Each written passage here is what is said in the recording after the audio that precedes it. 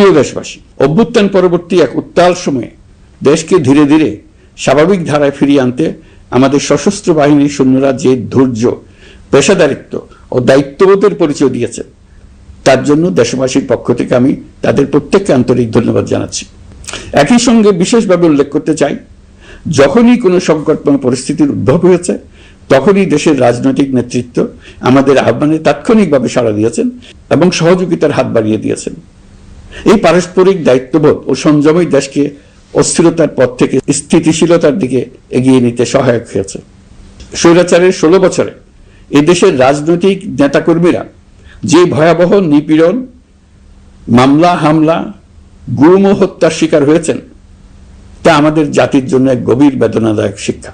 এই অভিজ্ঞতা আমাদের স্মরণ করিয়ে দেয়, যাতে ভবিষ্যতে আর কখনো কোনো জালেম মাথাচাড়া দিয়ে উঠতে না পারে, যেন আর কখনো ফেসিবাদ প্রতিষ্ঠিত না হয়, শত শত আইনাঘর সৃষ্টি না হয়, বিচার বহির্ভূত হত্যা ফিরে না আসে।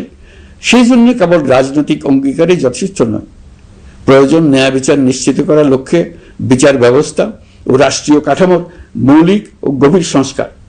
এই উপলব্ধি থেকেই অন্তর্বর্তী সরকার তার সংস্কার কর্মসূচিকে সর্বোচ্চ অগ্রাধিকার দিয়েছে।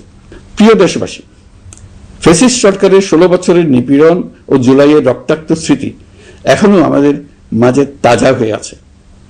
যারা ভয়াবহ নিপীড়ন ও নির্যাতন চালিয়েছে, তাদের বিচার করা এবং যেন আর কেউ এ ধরনের দুঃশাসন কায়েম করতে না পারে, সেটা নিশ্চিত করা আমাদের গুরু দায়িত্ব।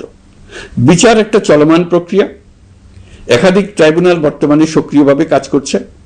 ইতিমধ্যে একাধিক মামলার রায় ঘোষণা হয়েছে। আন্তর্জাতিক অপরাধ ট্রাইব্যুনালে ফ্যাসিবাদের সময় দেশে যে গুমের সংস্কৃতি গড়ে উঠেছিল, সেই ভয়াবহ মানবাধিকার লঙ্ঘনের বিচারও শুরু হয়েছে। বেশ কিছু মামলার বিচারিক কার্যক্রম এখন শেষের পথে। আমরা আশা করছি আগামী দিনগুলোতেও বিচারিক প্রক্রিয়া অত্যন্ত নিরপেক্ষ ও স্বচ্ছতার সঙ্গে এগিয়ে যাবে।